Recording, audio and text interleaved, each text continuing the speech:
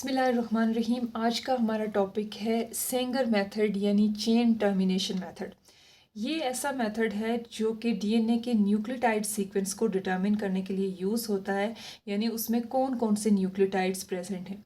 ये मेथड 1977 में Frederick Sanger ने डेवलप किया था और ये मेथड ऐसे पीस ऑफ डीएनए को डिटरमिन करने के लिए या उसको सीक्वेंस करने के लिए बहुत फेवरेबल है जिसकी लेंथ अप्रॉक्सीमेटली 1000 बेस पेयर हो या 1000 बेस पेयर से कम हो।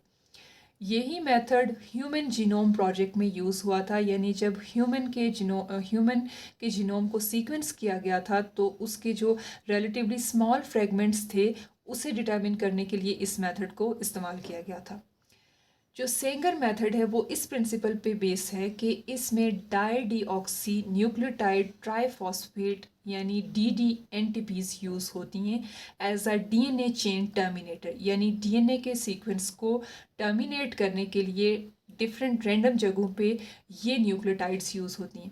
अब डाईडीऑक्सी न्यूक्लियोटाइड ट्राइफॉस्फेट में और डीऑक्सी न्यूक्लियोटाइड ट्राइफॉस्फेट में ये डिफरेंस होता है कि जो DNTPs होती हैं ये जनरली यूज़ होती हैं डीएनए की रेप्लिकेशन में, और जब ये इंटरकलेट होती हैं यानी डीएनए स्ट्रैंड में एंटर होती हैं तो अपने 2 फॉस्फेट ग्रुप को लूज़ कर देती हैं। इन न्यूक्लियोटाइड के 3' कार्बन 3 पे हाइड्रोक्सिल ग्रुप प्रेजेंट होता है, जबकि DDNTPs में ये जो 3' हाइड्रोक्सिल ग्रुप है वो प्रेजेंट नहीं होता। अब हम इसके डिफरेंट कंपोनेंट्स देखते हैं जो इस मेथड में यूज़ होते हैं। तो पहला कंपोनेंट जो है वो टेम्पलेट डीएनए है, यानी वो डीएनए का स्ट्रैंड जिसको सीक्वेंस करना है। दूसरा प्राइमर्स यूज़ होते हैं जिनकी लेंथ तकरीबन 18 to 24 न्यूक्लियोटाइड होती है। DNTPs जो जर्नल न्यूक्लियोटाइड्स हैं वो यूज़ होती हैं। DDNTPs यूज़ होती हैं और ये 4 डिफरेंट टाइप की DDNTPs यूज़ होती हैं, यानी थायमीन के रेफरेंस से, एडेनिन के रेफरेंस से, ग्वानिन के रेफरेंस से और साइटोसिन के रेफरेंस से यूज़ होती हैं, यानी DDTTP, DDATP, DDGTP, DDCTP। और इसके अलावा इसमें डीएनए पॉलीमरेज यूज़ होता है। अब हम इस मेथड के डिफरेंट स्टेप्स देखते हैं। तो इसमें जो सबसे पहला स्टेप है वो है जो डबल स्ट्रैंडेड डीएनए है यानी जो टेम्पलेट डीएनए है उसकी डीनेचरेशन की जाती है।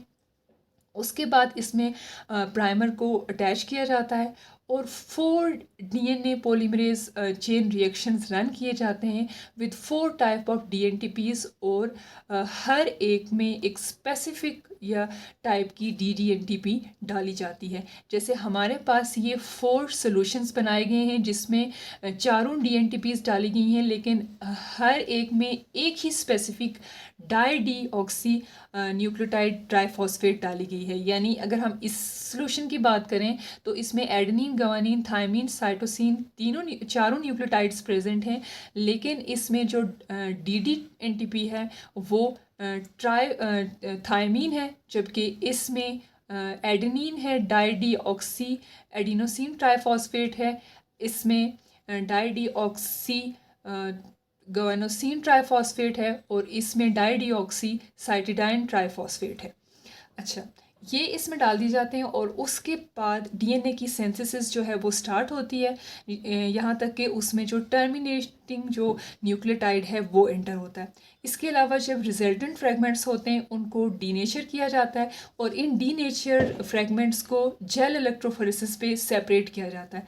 इसमें STS पॉलीएक्रिलअमाइड जेल इलेक्ट्रोफोरेसिस यूज़ होता है जो कि साइज़ की बेस पे इन फ्रेगमेंट्स को सेपरेट करता है। फिर ऑटो रेडियोग्राम पे इस जेल की पिक्चर को स्टडी किया जाता है। इसमें जो कॉम्प्लीमेंट्री स्ट्रैंड है उसकी बेस ऑर्डर को देखा जाता है और जो इसमें शॉर्टर फ्रेगमेंट्स होते हैं वो बॉटम में आते हैं और जो लार्जर फ्रेगमेंट्स होते हैं वो अपर रीजन में आते हैं। अब हम अपना जो टेम्पलेट डीएनए है उसको सीक्वेंस कर सकते हैं जो जेल के ऊपर बेंडिंग पैटर्न को देखते हुए। जो हमारे पास, अगर हम सपोज़ करते हैं कि हमारे पास जो टेम्पलेट स्ट्रैंड था वो CTGACTTCGA था।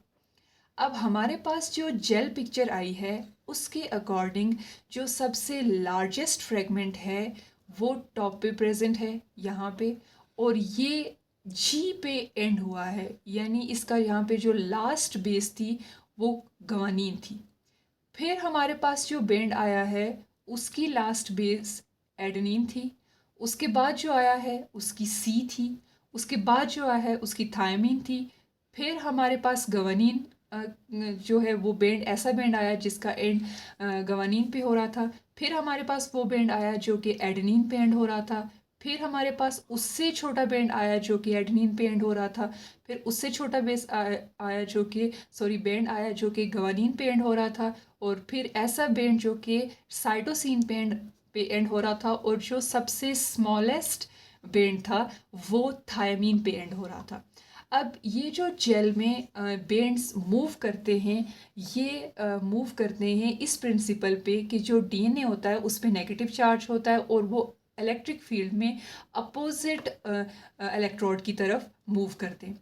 और जो सबसे स्मॉलेस्ट बैंड होता है वो सबसे लेस फ्रिक्शन को फेस करता है और बैंड में दूर तक ट्रैवल करता है, जबकि जो लार्जेस्ट फ्रेगमेंट होता है वो सबसे ज़्यादा फ्रिक्शन को फेस करता है और वो बैंड के अपर रीजन्स में पाया जाता है। अब हम जब इस बैंड पैटर्न को रीड करते हैं तो इसको हमेशा बॉटम से टॉप की तरफ रीड किया जाता है। तो जब हम इस बैंड को बॉटम से टॉप की तरफ रीड करेंगे जो कि हमारे टेम्पलेट बैंड का कॉम्प्लीमेंट्री बैंड होगा, तो हम उसको इस तरह से रीड करेंगे कि हमारे पास जो सबसे पहला जो बैंड था उसकी जो एंडिंग थी वो एडेनिन पे थी। तो हमारा जो सबसे लास्ट, अगर हम बात करें 5' to 3' बात करें, तो 3' पे जो सबसे पहला हमारे पास न्यूक्लियोटाइड होगा वो थायमीन होगा। फिर हमारे पास साइटोसिन होगा। फिर हमारे पास गवानीन होगा। फिर हमारे पास एडेनिन होगा। फिर उसके बाद फिर हमारे पास एडेनिन होगा। फिर हमारे पास गवानीन होगा। फिर हमारे पास थायमीन होगा। फिर हमारे पास साइटोसिन होगा।